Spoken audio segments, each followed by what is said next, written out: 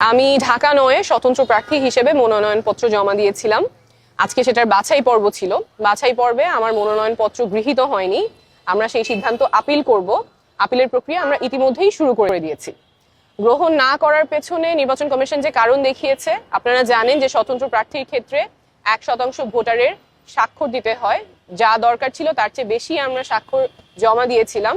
সেখান থেকে তারা 10 জনের তথ্য ভেরিফাই করতে গিয়েছেন, 10 জনেরই সত্যতা তারা খুঁজে পেয়েছেন, কিন্তু এই 10 জনের মধ্যে 2 জনের ক্ষেত্রে তারা দেখেছেন তারা ঢাকা নয়ের ভোটার না, এবং এই 2 জনেরই জানার কোনো উপায় ছিল না তারা ঢাকা নয়ের ভোটার না। তারা জানতেন যে তারা ঢাকা নয়ের ভোটার। একজনের পকেটে যে এনআইডি কার্ড ছিল, সেই এনআইডি কার্ডের ঠিকানা অনুযায়ী উনি ঢাকা নয়ের ভোটার।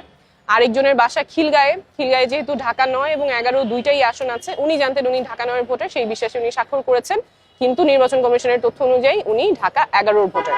এই দুইটা ব্যতিক্রম বাদে বাকি সবকিছু আমাদের তথ্য সঠিক ছিল।